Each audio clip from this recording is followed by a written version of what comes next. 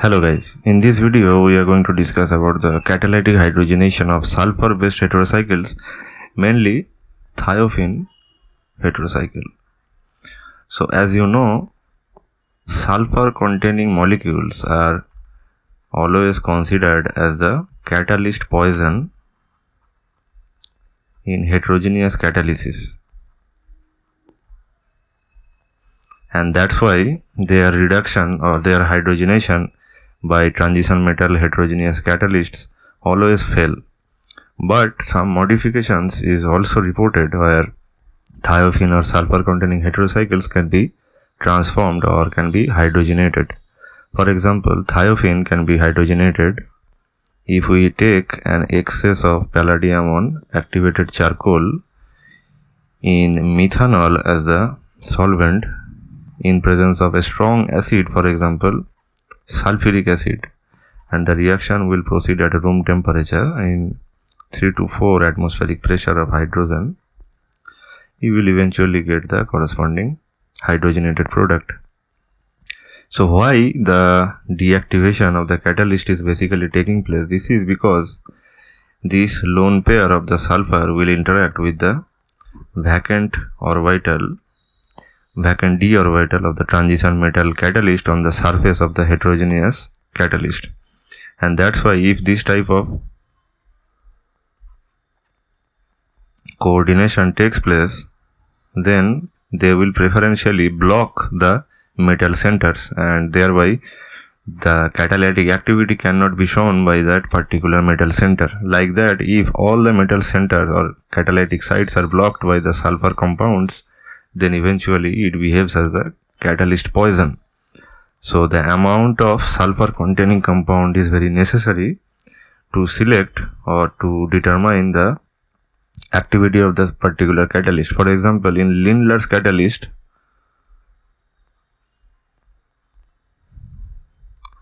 what is the catalyst poison? Obviously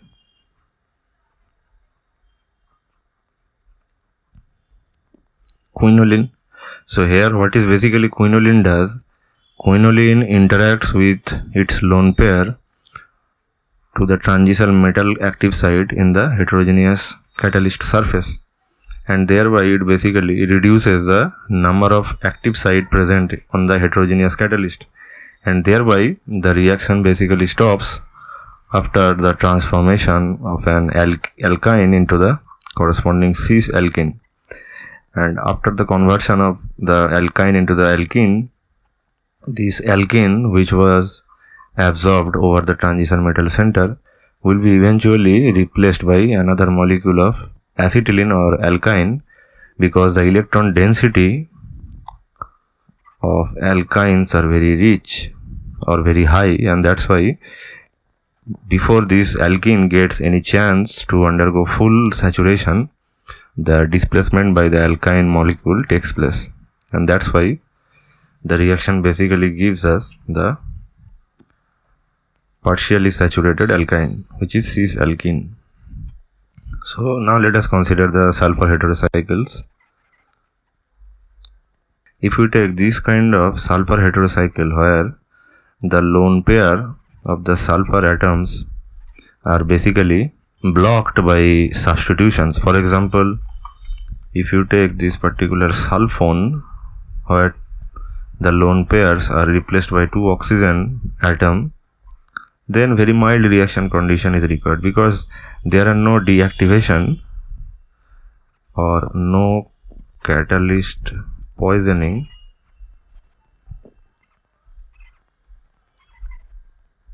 by this compound, and that's why very mild reaction conditions, for example palladium on activated charcoal in acetic acid as the solvent, the room temperature is basically required for this reaction, and 1 atmospheric pressure of hydrogen will give you the desired saturated product.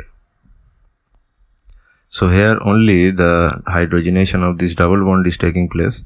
These 2 groups are remaining intact in the product.